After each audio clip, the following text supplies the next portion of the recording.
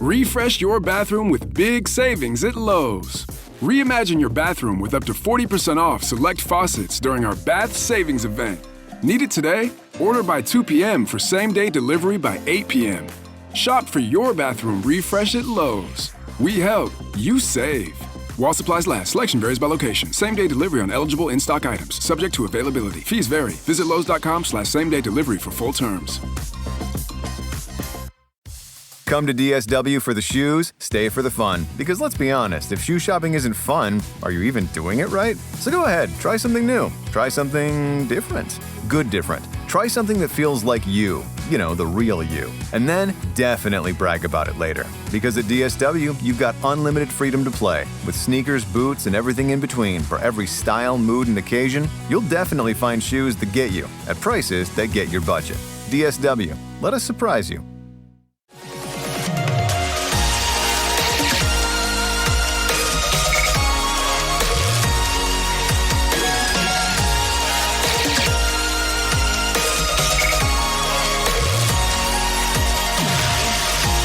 And away we go, episode 1243 of the Al Galdi podcast. It is Wednesday, January 21st, 2026. We now are less than 2 months away from the first day of spring this year. Spring starts on March 20th at 10:46 a.m. Eastern, but spring right now might as well be a million miles away.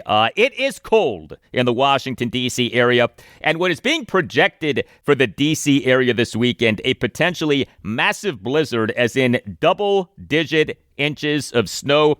No, thank you. The projections for the snow are all over the place. I have seen as few as 2 inches. I have seen as many as 21 inches. Quite the range, huh? 2 to 21. Hello and welcome to this Wednesday installment of the Al Galdi podcast. We on this episode of the podcast have not one but 2 guests. Next segment, a conversation with ABC 7 sports director Scott Abraham on lessons for the Washington Commanders with quarterback Jayden Daniels, from the Buffalo Bills with quarterback Josh Allen. What can/should the Commanders learn from what's going on with the Bills? Off them on Monday morning announcing having fired head coach Sean McDermott, and off the Bills still not having advanced to a Super Bowl in the Josh Allen era. Are the Bills wasting having an elite quarterback in Allen? How do the Commanders make it so that they do not waste having Daniels? So Scott Abraham has covered the Commanders for a decade, and he is from upstate New York. He knows the Bills very well. And after our chat with Scott, discussion with Maryland football and basketball insider Jeff Ermann, founder of InsideMDSports.com, on the state of Maryland football, off Indiana winning the college football playoff national championship. If Indiana can do what it just did, why can't Maryland? Or at the very least, why isn't Maryland better? I, as someone who went to Maryland and who is a Maryland fan, have been wondering these things. I'm guessing that many of you have too. You can hit me up on X at Al Galdi. You could email me, the Al Galdi podcast at yahoo.com. Email from Sean on Commanders head coach Dan Quinn. Right, Sean? Happy New Year, Al. I wish continued blessings upon you and your family. Well, I had said I foresaw the USS Quinn going the Titanic route. Maybe I was a little over the top with that comment. However, I would at least say the USS Quinn is taking on water by parting ways with Cliff and Joe Witt. Quinn has started the clock on his tenure.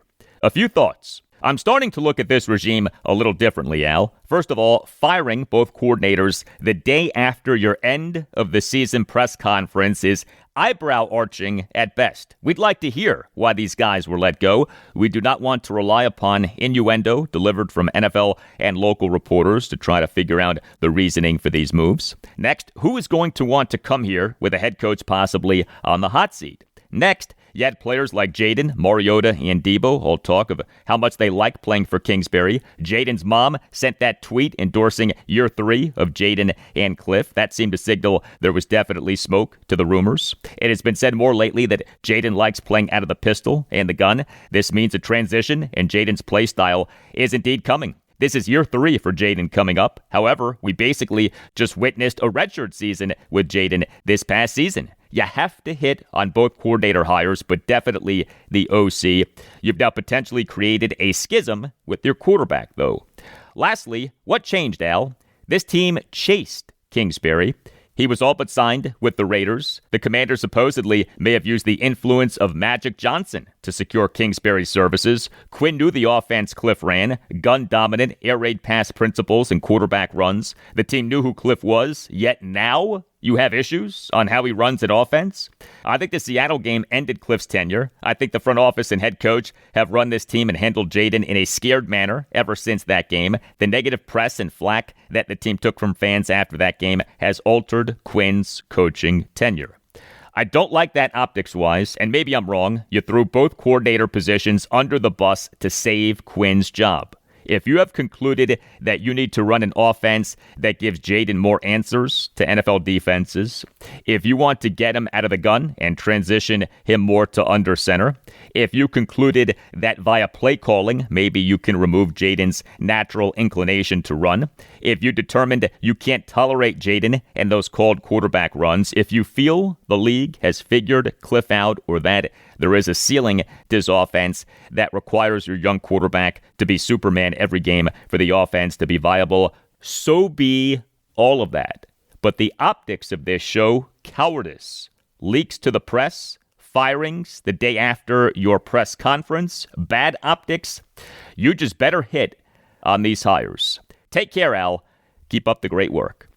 Thank you for the email, Sean.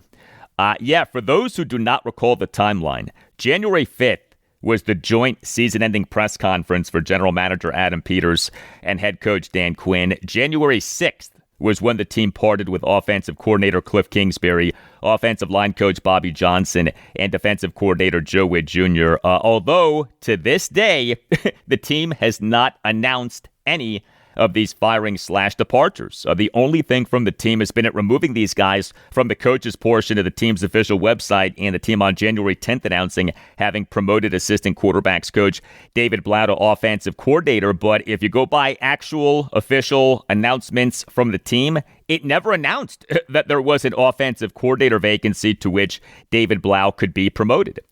It is pretty clear that Adam Peters and Dan Quinn want to run a different style of offense. Hopefully that's best for Jayden Daniels. We'll see. Daniels is tight with David Blau, so to whatever extent Daniels was not happy with the team parting with Cliff Kingsbury, Daniels can get over that. But the key to that, and to this change at offensive coordinator, is that Blau needs to be good. He is being talked about as the next big thing, a young, bright, rising offensive coach who could be a standout offensive coordinator and then head coach. If he is that guy, then this change from Kingsbury to Blau may be for the best. But, of course, we don't know if Blau is that guy. We do know that Kingsbury, over his 2 seasons as Commanders' offensive coordinator, did a good job. So there's real risk in this change. And there's real pressure on Dan Quinn to have a good 2026 season, or else he could be fired. And if you think that would be too soon for Quinn to be fired, think again. We in the current NFL have head coaching turnover like never before. We in the 2026 NFL coaching cycle have had 10 head coaching vacancies, tied for the most head coaching vacancies in an NFL coaching cycle. 10 out of the 32 NFL teams looking for head coaches. But consider this. So the last time that there were at least 10 head coaching vacancies in an NFL coaching cycle was when there were 10 head coaching vacancies in the 2022 NFL coaching cycle, and 8 of those hires already have been fired. Yeah, 8 of the head coaching hires in the 2022 NFL coaching cycle already have been fired. The New York Giants' Brian Daboll, gone. The Chicago Bears' Matt Eberflus, gone. The New Orleans Saints' Dennis Allen, gone. The Miami Dolphins' Mike McDaniel, gone. The Las Vegas Raiders' Josh McDaniels, gone. The Houston Texans' Lovie Smith, gone. The Jacksonville Jaguars' Doug Peterson, gone. The Denver Broncos' Nathaniel Hackett, gone. The only 2 head coaching hires in the 2022 NFL coaching cycle who are left are Minnesota Vikings head coach and former Redskins offensive coordinator Kevin O'Connell, and Tampa Bay Buccaneers head coach and former Skins safety Todd Bowles. 8 of the head coaching hires in the 2022 NFL coaching cycle already have been fired. The cliche is that NFL stands for not for long. That's a cliche for a good reason. The cliche is true. I want Dan Quinn as Commanders head coach to win multiple Super Bowls and last for a decade plus. But if he has a second consecutive bad season, especially off a coaching staff revamp, there's a very good chance that he'll be fired. Email from Kim with some Redskins nostalgia. Writes Kim, "Hi Al, Happy New Year. I'm going to date myself, but when I was a kid, Sunoco gas stations issued these NFL books with all of the teams. You could buy a deluxe book or a regular book. The deluxe version gave details of the teams in addition to the team photo sticker sections. Each time you filled up your gas tank, you would get team stickers for your book, and you each time would only get like 2, but it was fun to collect them. Anyway, here is my book page for the Redskins. I was pleased to get all of the player stickers. Didn't work out that way for many of the other teams. Oh well. I certainly learned many of the players' names from all of the teams anyway. Cheers to the glory days and hope they return soon." Thank you for the email, Kim. We have been waiting for a return to the glory days for quite some time now. But Kim in her email included 2 photos of a sticker book from back in the day. So these specific sticker books were before my time, but I do remember having stuff like this when I was a kid in the Washington, D.C. area in the late 80s and early 90s. I remember actually having MLB sticker books. A big thing for me was trading cards, baseball cards, football cards. I still have binders jam-packed with cards. Video games were a big part of my sports education, too. All of these things, great ways for kids to learn about players and teams and leagues. Now, of course, the foundation for a proper sports education is the basic stuff, right? Watching games, going to games, and playing sports. And I did all of those things in abundance, but this ancillary stuff like books and cards and video games and pennants, that was a big thing when I was a kid. Pennants, all of these things were great. I loved my Redskins pennants. As we are talking Redskins, the best product for skincare is OneSkin. OneSkin formulas are powered by the OS1 peptide, a patented peptide built on longevity science proven to target aging at the cellular level. OneSkin supports the cellular repair that keeps your skin looking and feeling better as you get older. This is not about adding extra steps to your routine. This is about swapping in smarter ones. Born from over 10 years of longevity research, OneSkin's OS1 peptide is proven to target the cells that cause the visible signs of aging, helping you unlock your healthiest skin now and as you age. And for a limited time, OneSkin is making it even easier to stay consistent with up to 30% off your first 3 subscription orders when you use the promo code GALDY at oneskin.co/GALDY. That's oneskin.co/GALDY and use the promo code GALDY. oneskin.co/GALDY, up to 30% off with the promo code GALDY. And after your purchase, you'll be asked where you heard about OneSkin. Please support our show and say that Al Galdi sent you. Revitalize your bathroom with big savings at Lowe's. Get up to 40% off select vanities and free delivery during our bath savings event. Plus, get up to 40% off select shower heads. No matter what style you're looking for, we've got you covered.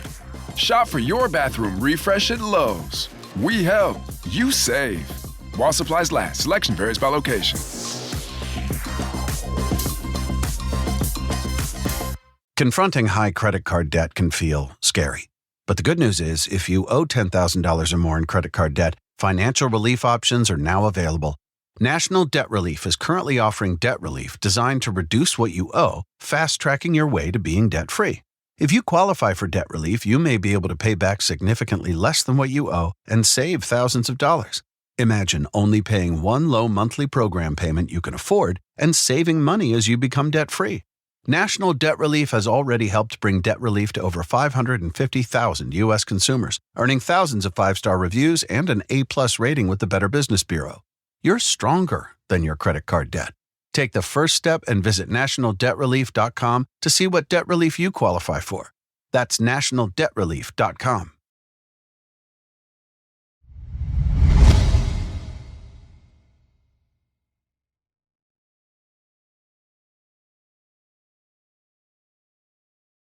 Hey, if you are listening to this podcast via Apple Podcasts or Spotify, you can rate the podcast with a star rating. 5-star ratings are greatly appreciated. They help us out a lot. Thank you for doing them. Only 4 NFL teams in the Super Bowl era have won at least one playoff game in each of at least 6 consecutive seasons. The Dallas Cowboys over the 1991 through 1996 seasons, during which the Cowboys won 3 Super Bowls. The New England Patriots over the 2011 through 2018 seasons, during which the Pats won 3 Super Bowls. The Kansas City Chiefs over the 2018 through 2024 seasons, during which the Chiefs won 3 Super Bowls. And the Buffalo Bills over the 2020 through 2025 seasons, during which the Bills did not even play in a single Super Bowl. And so the Bills on Monday morning announced having fired head coach Sean McDermott. The Bills hired McDermott as their head coach in January 2017. This off him having spent the previous 6 seasons, 2011 through 2016, as Carolina Panthers defensive coordinator under then Panthers head coach and future Washington head coach Ron Rivera. McDermott is Bills head coach, 9 seasons, 8 playoff appearances during which he went 8-8 but did not win an AFC championship. Regular season winning percentage of .662. The Bills have an elite quarterback in Josh Allen. Next season will be his 9th NFL season and age 30 season.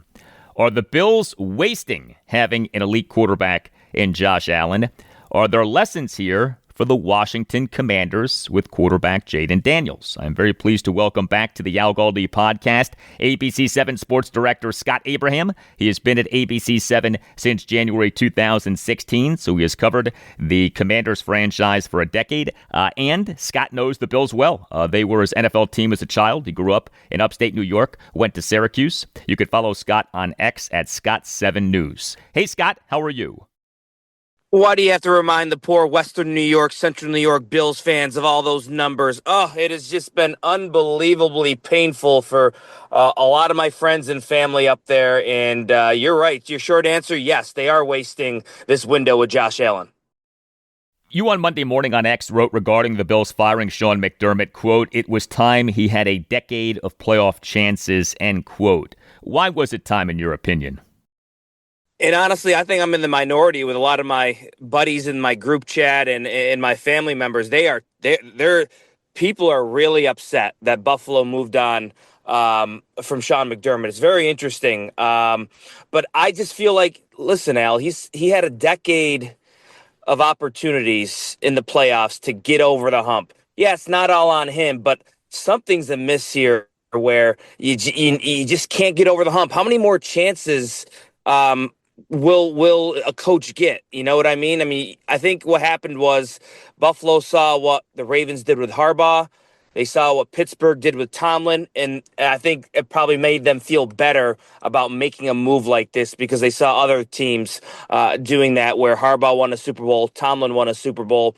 And when you have a year where there's no Mahomes, where there's no Burrow, where there's no Lamar Jackson in the playoffs, and you still can't get over the hump, I think they felt like it was time, and they know there's a window here with Josh Allen, and they got to try to figure it out and do a quick reset as to why they can't knock through and get into a Super Bowl. The Bills with Sean McDermott as head coach went 8-8 in the NFL playoffs. All things considered, not a bad postseason record, and the majority of the losses were close losses, i.e. coin flip games. And of course, the regular season winning percentage was outstanding, .662. We as Washington fans would kill for that. Was the Bills with McDermott not advancing to a Super Bowl due to some systemic or fundamental flaw, or was this maybe just more bad luck? I think it's two things, Al. Sean McDermott's a defensive-minded coach, right? His track record as defensive coordinator, defensive guy. And I read an interesting stat the other day. In their playoff elimination losses for Buffalo, they like losing to Kansas City, losing to Cincinnati, losing to Denver. His defense has given up an average of 31 points in those games. So clearly the defense is not rising to the occasion in those big moments of trying to get through to the next round or trying to break through to the Super Bowl. Look at that Denver game last weekend. Buffalo had the lead. 2 minutes left. They need one stop to go to the AFC Championship game, and they give up a long touchdown drive with Denver taking the lead. Buffalo eventually kicked a 50-yarder to send it to overtime, and you all know what happened to that. So I think defensive problems of not rising to the occasion in the big moments really plagued McDermott. And then I think the other side is, which a lot of my buddies and a lot of my family is upset about, is the roster construction from GM Brandon Beane. They think he really missed the mark the last couple of years, and especially this year. And they thought the depth was really lacking. And you saw in that Denver game, former Commander great Darnell Savage came in for one play, and he got toasted on the one play, and Denver scored that huge touchdown. They had a backup cornerback come in for one play against Denver.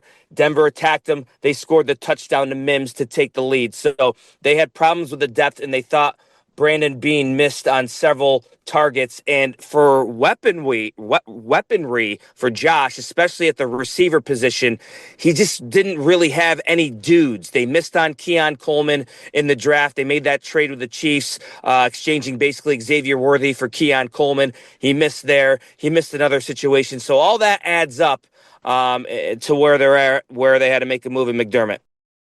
I'm sure that you've seen or heard this stat. Just 2 of the 56 players who Brandon Beane has taken in NFL drafts since taking Josh Allen with the number 7 overall pick in the 2018 NFL draft have made a Pro Bowl. Running back James Cook and tight end Dawson Knox. 2 out of 56. And here's the kicker. The Bills on Monday morning didn't just announce having fired head coach Sean McDermott. They on Monday morning also announced having promoted general manager Brandon Beane to president of football operations and general manager. Beane got promoted. What do you make of that? It seems to be there was a power struggle, Al. Just reading the tea leaves, reading, journalists that I trust in that Buffalo beat, that there might have been a little bit of a fracture in a power struggle between McDermott, Beane, and Pegula. And clearly Beane has Pegula, who's the owner of the Buffalo Bills. He has his ear. And the power struggle clearly went to Brandon Beane. He not only, survived, he got promoted. So I think there was a fracture of where, McDermott probably made note that he doesn't think the roster's strong enough to win a Super Bowl. Probably McDermott, Pegula got offended and upset, and there was a fracture building there, and it all boiled over just recently. The question of, are the Bills wasting Josh Allen? A dramatic question, and the Bills with Allen are having great regular seasons and are making postseasons and are winning postseason games, but 0 Super Bowl appearances with Allen. Do you agree with the idea that the Bills are wasting Josh Allen?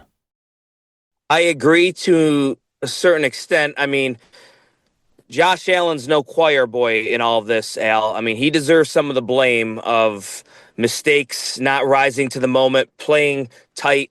So he was not good against Denver. He was not good in other playoff games. He's been Superman in other playoff games, but he's missed the mark on some opportunities.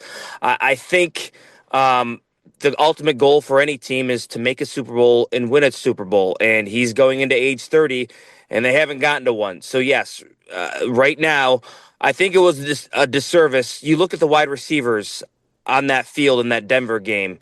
It was people off the street, Al. A Brandon Cooks. Khalil Shakir was their number 1 receiver, and he's usually a slot guy. Like I said about Keon Coleman, he hasn't worked out. They had a chance to trade for Waddle or Debo during the trade deadline, and they didn't. So I think they really missed the mark of giving him, weaponry to really bring out his full capabilities. I mean, he can't do it alone. I mean, the pounding he takes game after game, how many tush pushes and runs he does. I told my buddy a couple of weeks ago, I think it's just a matter of time until Josh has a catastrophic injury like a Mahomes, the way they utilize him in the ground game and the beating he takes. So they got to figure out how to get him some help in terms of skill guys. They got Cook. Cook is obviously a top 5 running back in the league, but they need some dudes in the outside. Wide receiver, I don't know how they do it, but they got to figure out a way to get like an alpha on the outside. How do you recreate a Jamar Chase or a Justin Jefferson? How do you get somebody like that? How do you hit that in the draft? And the pressure's on Brandon Beane to get these draft picks, because that stat is unacceptable of the players drafted and how many Pro Bowls they made.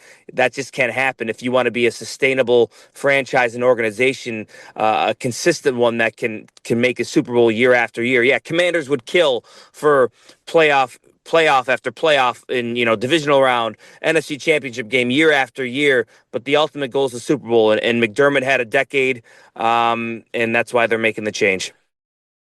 Much more with Scott Abraham in moments. The NACE Law Group, accident and injury lawyers that will fight for you and win for you. Lead attorney Chris Nace is a big Commanders fan and big supporter of this podcast, and his firm wins trials. Just recently, an $8 million jury verdict in Baltimore City Circuit Court. If you have a case, contact the NACE Law Group. Call 202-902-7611 or visit WashingtonDCInjuryLawyers.com and tell the NACE Law Group that Al Galdi sent you. The NACE Law Group is tremendous. It is a Washington, D.C.-based family law firm that handles medical malpractice, personal injury, birth injury, legal malpractice, and consumer protection cases, offering aggressive advocacy for victims in Washington, D.C. and West Virginia. The NACE Law Group fights for victims of all kinds of situations. If you feel that you've been wronged, if you think that you've been wronged, but aren't sure, contact the NACE Law Group. Schedule a no-obligation appointment. 202-902-7611 or WashingtonDCInjuryLawyers.com and tell the NACE Law Group that Al Galdi sent you. The NACE Law Group, accident and injury lawyers. We're talking with ABC 7 Sports Director Scott Abraham about what the Commanders with Jayden Daniels can learn from the Bills, with Josh Allen off the Bills firing head coach Sean McDermott and still not having advanced to a Super Bowl in the Josh Allen era. Jayden Daniels is not Josh Allen. Daniels has had one good NFL season. Allen has had many good NFL seasons, but Daniels has had just 2 NFL seasons, and the most recent of which was ruined by injury. A nightmare scenario for the Commanders would be wasting Daniels, especially as he remains on a rookie contract. A lesson for the Commanders with Daniels from the Bills with Allen clearly is the Bills not doing a better job of surrounding Allen with talent. But what about having a stud quarterback with a head coach with primarily a defensive background, a la the Bills with Josh Allen and Sean McDermott, a la the Commanders with Jayden Daniels and Dan Quinn? Is it unwise? Is it suboptimal when having a stud quarterback to have a head coach with primarily a defensive background? I thought about that a little bit last night because I think it's a really interesting thing to look at. Look at the final 4 teams left in this year's playoffs. Mike Vrabel, defensive-minded coach. Drake May, Patriots offense, been doing fantastic. You go to Seattle. What a job Mike Macdonald has done with that defense. They don't have a stud quarterback, Darnold, but they got some stud weaponry with Jackson Smith and Jigba, and the ground game with Kenneth Walker. And then the other 2 teams, you have Sean Payton, offensive guy, and then you have San Francisco. They're playing the Rams. McVay, offensive guy. So I think it just depends on the situation where. What do you have around your stud quarterback? It's not just the skill guys, in my opinion. Look, again, I go back to the Buffalo example. The defense really let down Buffalo in these playoff games in these huge moments.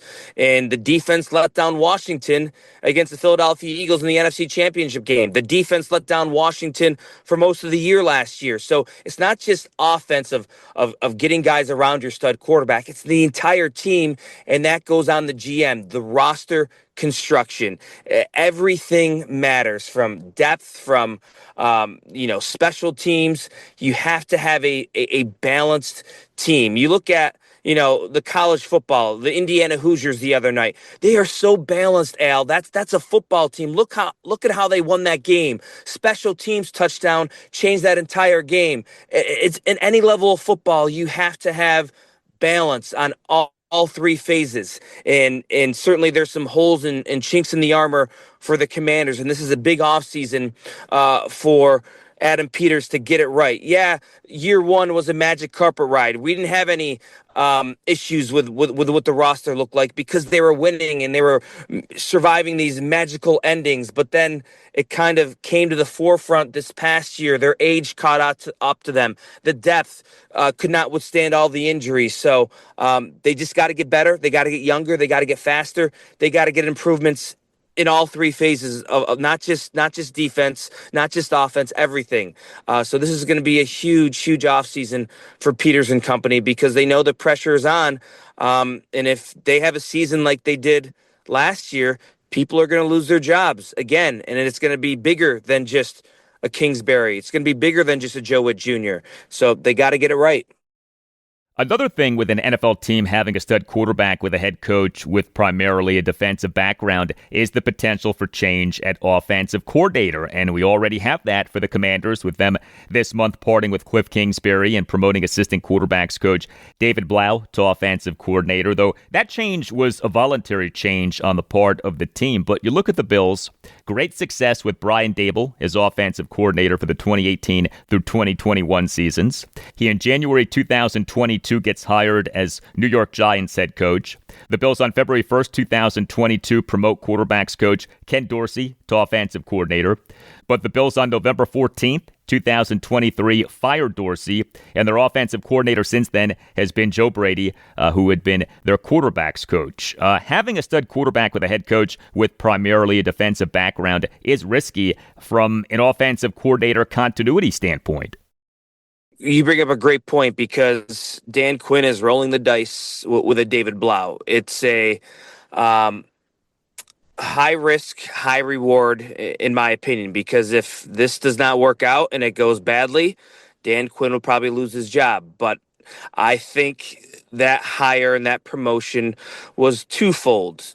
He didn't want to have a lightning strikes twice situation where he was the head coach in Atlanta and he let two young offensive-minded guys leave that door and not promote them into stronger roles. And the other part is you have a Jayden Daniels, a premier quarterback in this league that could have lost his offensive coordinator, quarterbacks coach, and assistants quarterback coach in one offseason. And I don't know if that's great for growth and development. Certainly, he's a big boy. He's not a baby, and he could adjust on the fly, but it just adds to the continuity and rapport that he's had with David Blau, that they have this already strong relationship, and they know how each other work.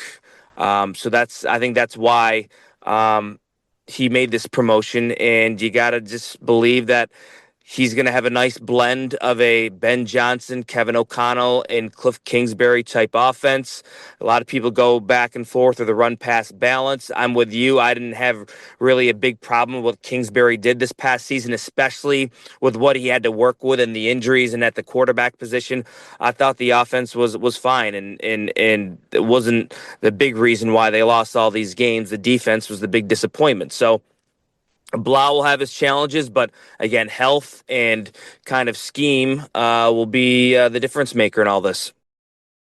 Part of the appeal of an NFL team having a head coach with primarily a defensive background is that the team, in theory, should have a good defense, right? Sean McDermott got the Bills head coaching job off a great run as Panthers defensive coordinator. Dan Quinn got the Atlanta Falcons head coaching job off a great run as Seattle Seahawks defensive coordinator. Quinn got the Commanders head coaching job off a great run as Dallas Cowboys defensive coordinator. And yet, these guys' defenses as head coaches have not been nearly as good as their defenses as defensive coordinators. And this is very much a thing. NFL head coaches with primarily defensive backgrounds, defensive-minded NFL head coaches, so often do not have good defenses. The only thing I can think of is it too much for those defensive-minded coach to balance all the responsibilities of being a head coach and also putting your fingerprints and your touch on your respective defense? People, don't understand how much goes into being a head coach. There's a lot of different responsibilities, a lot of engagements, and you're getting pulled in a lot of directions, and you just have to wonder, is it too much for some of these guys, defensive-minded coach, to juggle all these responsibilities abilities. And, I thought this past season it was fine. When Dan Quinn took over the play calling duties, there wasn't a big difference. I think the lack of talent and the injuries, and there's just so many warts on that Washington defense. Is just no matter who you had calling the plays, it wasn't going to make a difference. They are what they were, and now they have to figure it out as I go back to it, via the free agency, via the draft. You have a lot of salary cap space, but you have to juggle.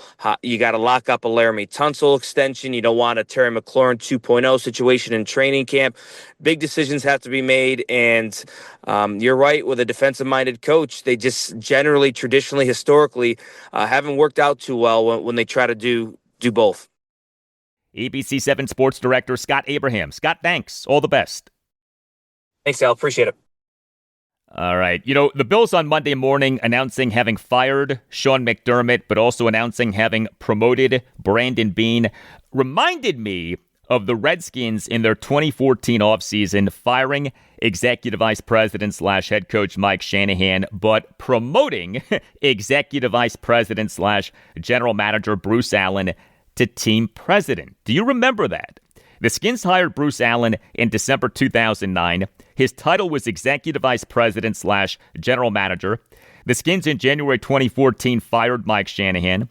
The Skins in May 2014 promoted Bruce Allen to team president. And I remember at the time asking the question, how is it that Bruce Allen, off the Skins' horrendous 2013 season, got promoted?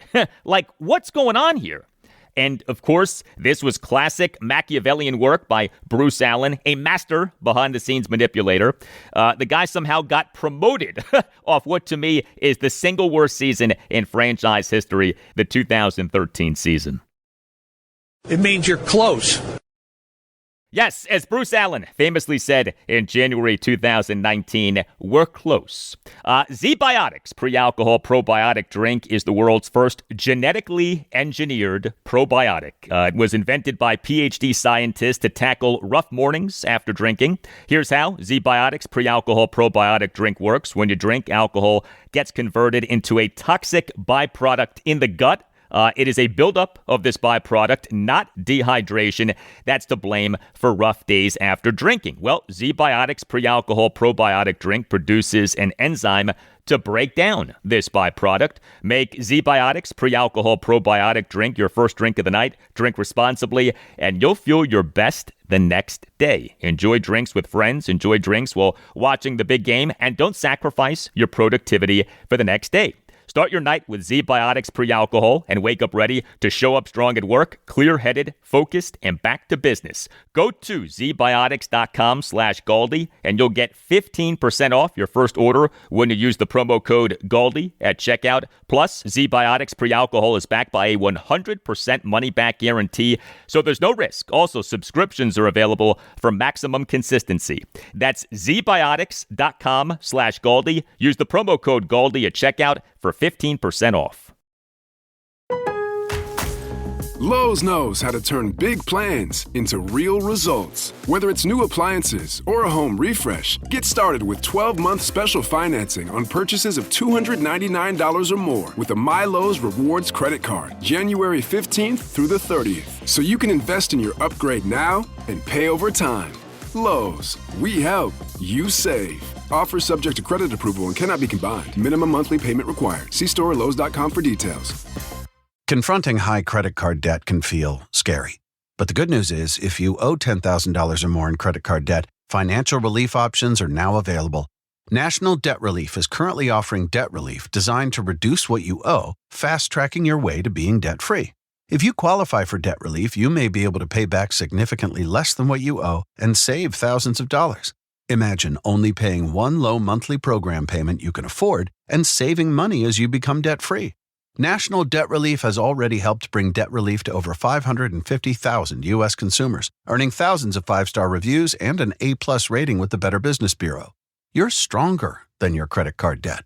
Take the first step and visit nationaldebtrelief.com to see what debt relief you qualify for. That's nationaldebtrelief.com.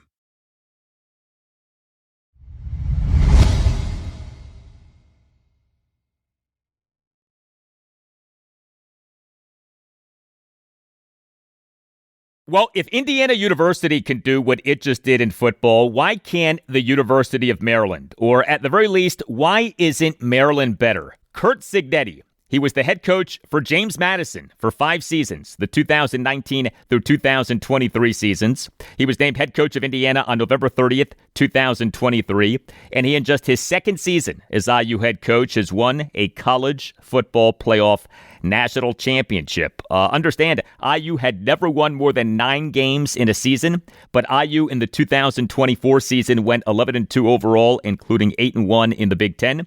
And IU in the 2025 season went 16-0 overall, including 9-0 in the Big Ten. And that Big Ten record does not include IU winning the Big Ten championship game. Meantime, at Maryland.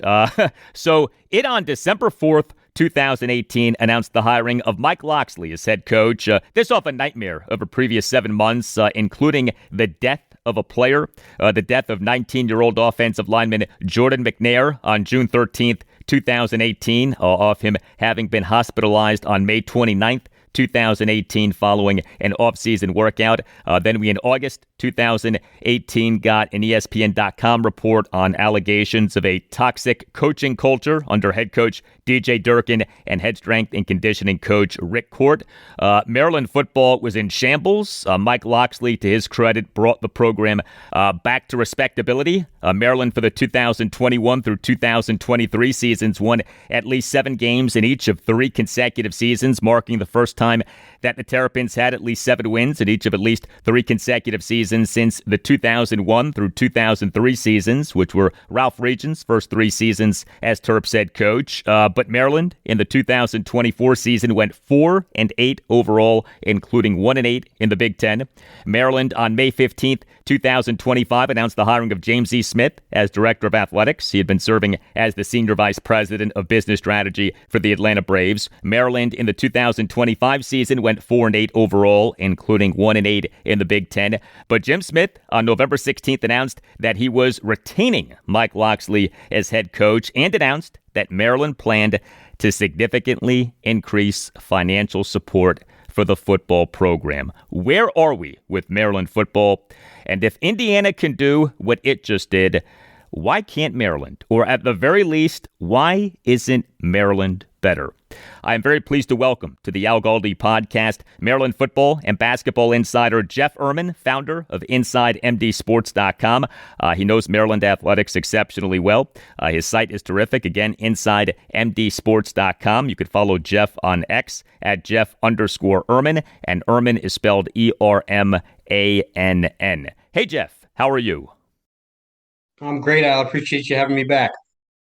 Yeah, good to talk to you. As we know, the most reasonable people on the planet are Maryland fans. To the Maryland fan wondering, hey, if Indiana can do what it just did, why can't Maryland? You say what?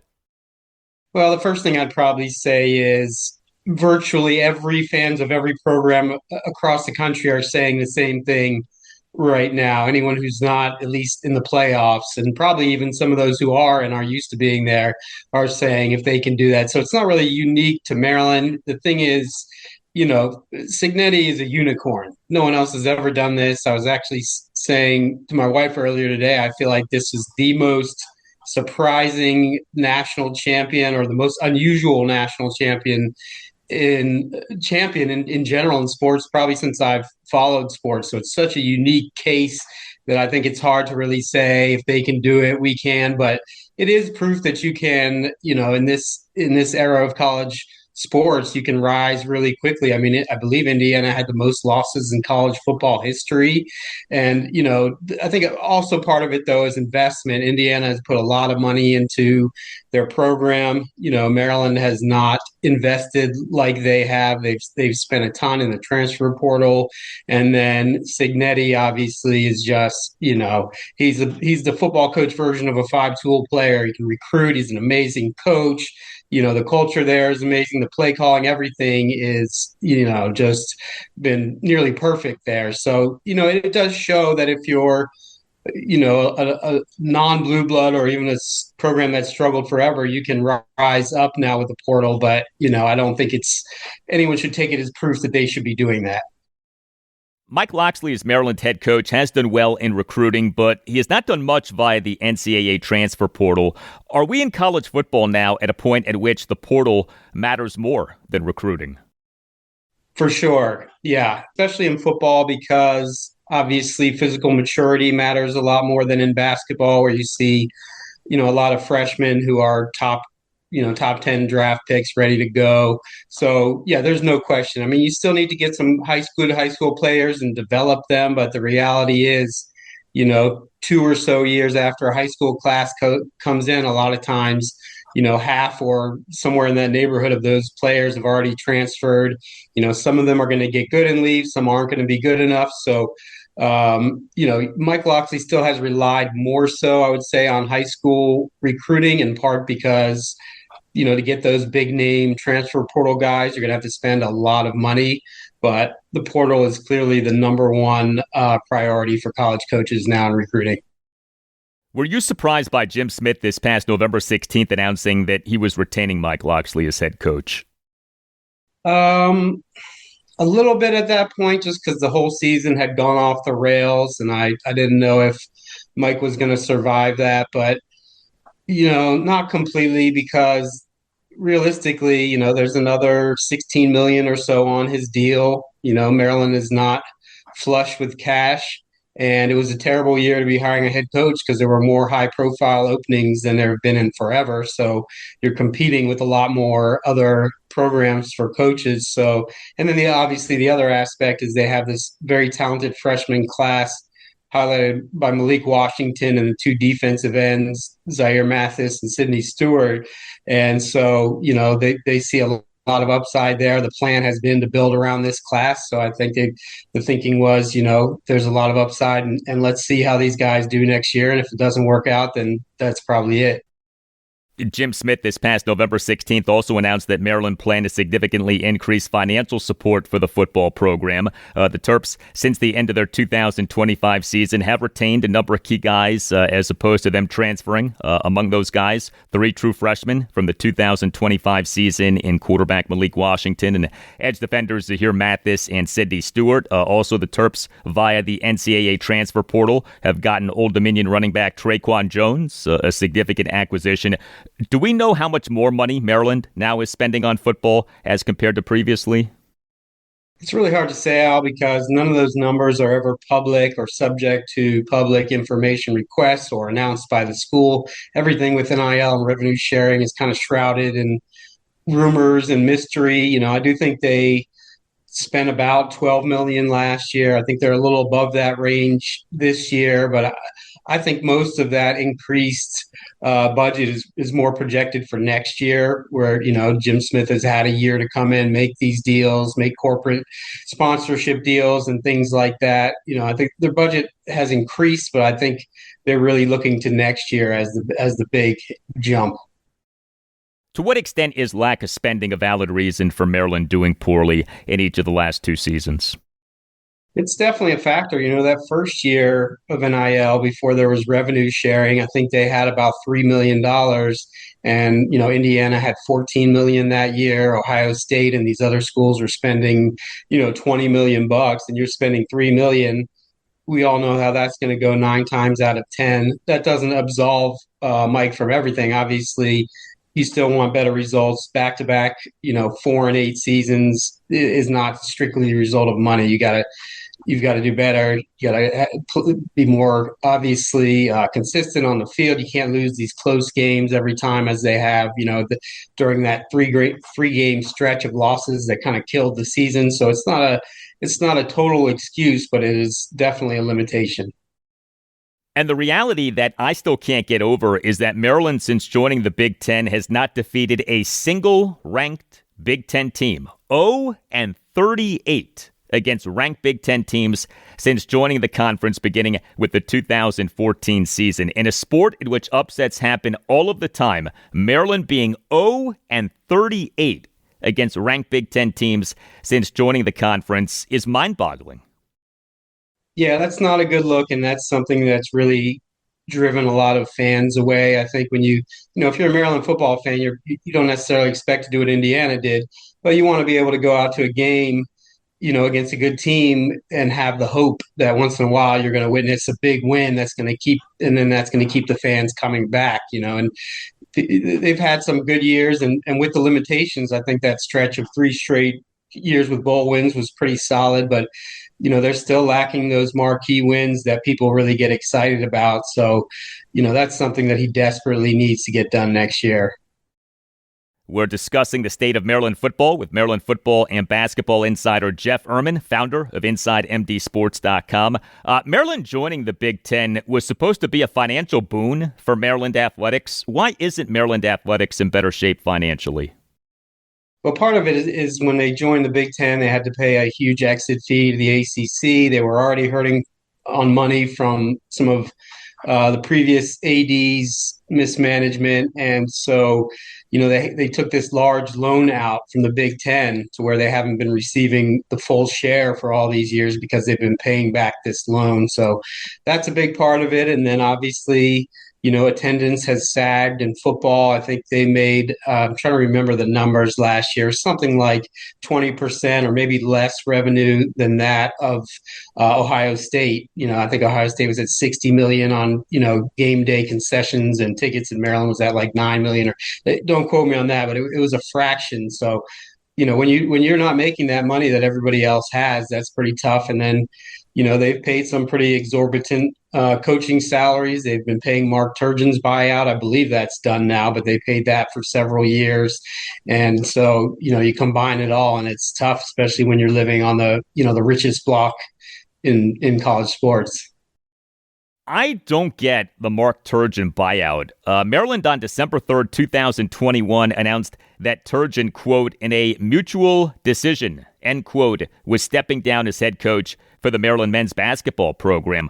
Why did the school have to pay a buyout in what officially was a mutual decision for him to step down?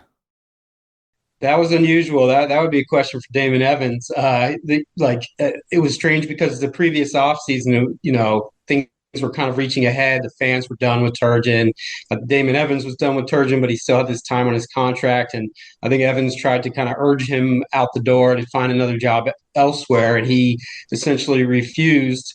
So then they signed this extension, and 8 games in, he quits. And at that point, you would think that, like you said, you would claw back some of that money. But, I wasn't privy to the negotiations, but somehow he got every penny that was left on that deal, which was confusing at the time and still is.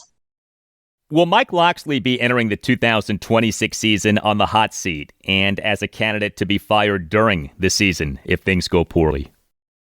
It's hard to say on the in-season question. Probably not, unless it really went off the rails and you're 2-5 or whatever it is. Because again, they're relying on this Malik Washington and this talented group next year. So I think they'll want to see that through with him. But there's no question he's on the hot seat. I'm sure he would say that himself.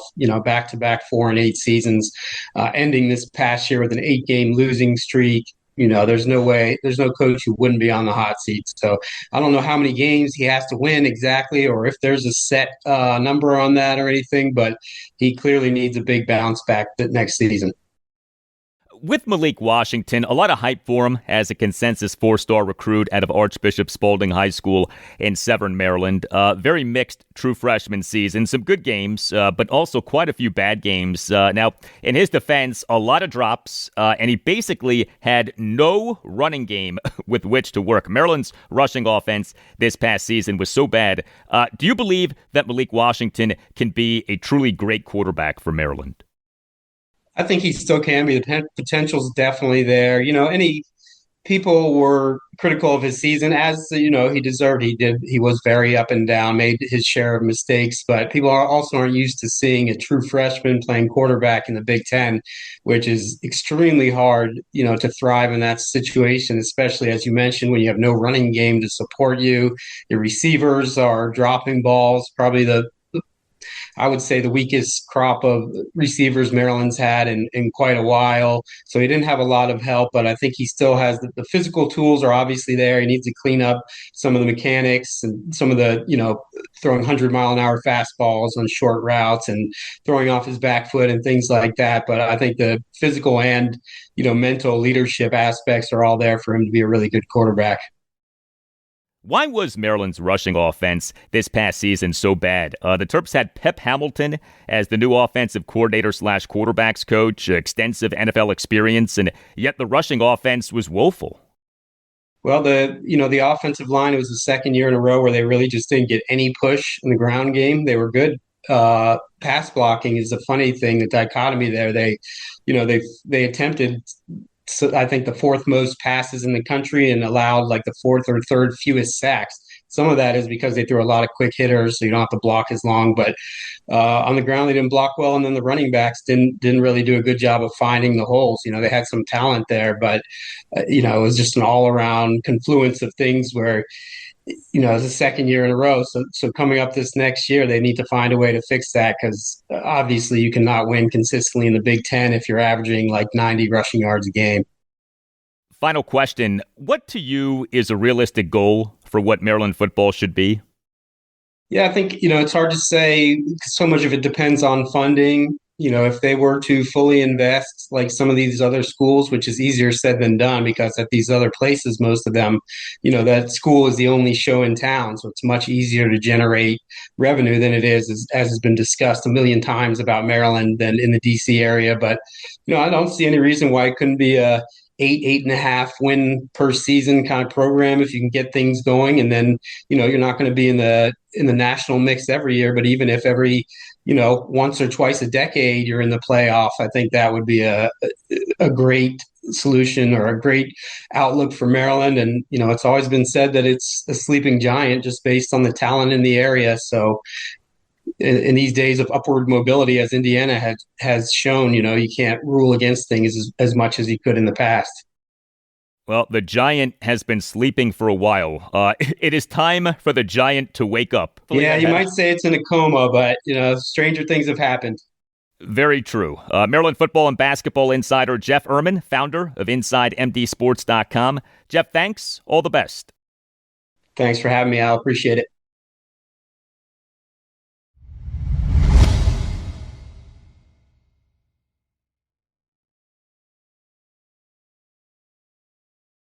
And that'll do it for you and me for now. Keep the feedback coming. You can hit me up on X at Al Galdi. You can email me the Al Galdi podcast at yahoo.com. Thursday show, episode 1244. We'll provide you with more on the Washington Commanders. Also on Thursday's show, I'll talk Washington Capitals and college basketball. The Caps are at the Vancouver Canucks Wednesday night at 10. Maryland is at number 11 Illinois Wednesday night at 7. Georgetown is at Villanova Wednesday night at 7. And Virginia Tech is at Syracuse Wednesday night at 9. Have a great rest of your Wednesday, and I'll talk to you on Thursday.